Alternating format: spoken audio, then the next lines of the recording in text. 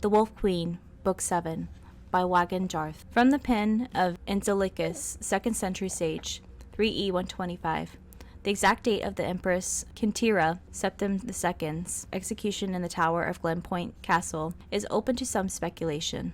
Some believe she was slain shortly after her imprisonment in the 121st year, while others maintain that she was likely kept alive as a hostage until shortly before her uncle Sepphoris, king of Gilane, reconquered western Hyrok in the year of the 125th year. The certainty of Kintira's demise rallied many against the Wolf Queen. Fatima and her son, who had been crowned Emperor Uriel Septim III 4 years previously when he invaded the underguarded imperial city. Sepphoris concentrated his army on the war in High Rock, while his brother Magnus, king of Lilmoth, brought his Argonian troops through loyal Morrowind and into Skyrim to fight Pontima's home province. The reptilian troops fought well in the summer months, but during the winter they retired south to regroup and attack again when the weather was warm. At this stalemate, the war lasted out 2 more years. Also in the 125th year, Magnus's wife Helena gave birth to their first child, a boy who they would name Pelagius, after the emperor who fathered Magnus, Sepphoris, and the late emperor Antiochus, and the dread Wolf Queen of Solitude. 3e 127. Fatima sat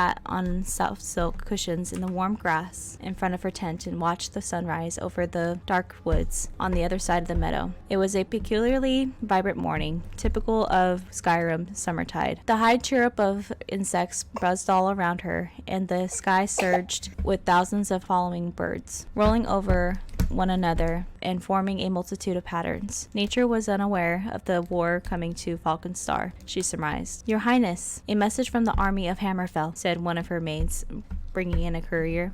He was breathing hard, stained with sweat and mud, evidence of a long, fast ride over many, many miles. "My queen," said the courier, looking to the ground, "I bring grave news of your son, the emperor. He met your brother, King Sepphoris' army in Hammerfell in the countryside of Itzudag, and there did battle. You would be proud, for he fought well, but in the end the imperial army was defeated, and your son, our emperor, was captured. King Sepphoris is bringing him to Gilane." Fatima listened to the news, scowling. "That clumsy fool," she said at last. Fatima stood up and strolled into camp, where the men were arming themselves, preparing for battle. Long ago, the soldiers understood that their lady did not stand on ceremony, and she would prefer that they work rather than salute her. Lord Vulcan was ahead of her, already meeting with the commander of the battle mages and discussing last-minute strategy. "My queen," said the courier who had been following her, "what are you going to do?" "I'm going to win this battle with Magnus, despite his superior position holding the ruins of Cogmanthus Castle," said Fatima. "And then, when I know Sepphoris means to do with the emperor, I'll respond accordingly. If there's a ransom to be paid,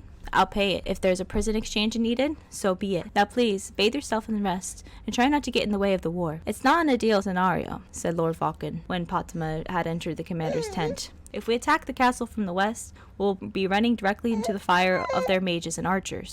If we come from the east, we'll be going through swamps, and the Argonians do better in that type of environment than we do, a lot better." "What about the north and south? Just hills, correct?" "Very steep hills, your highness," said the commander. "We should post bowmen there, but we'll be too vulnerable, putting out the majority of the force. So it's the swamp," said Fatima, and added pragmatically, "unless we withdraw and wait for them to come out before fighting. If we wait, Sepphoris will have his army here from High Rock, and we'll be trapped between the two of them," said Lord Vulcan. "Not a preferable situation." "I'll talk to the troops," said the commander.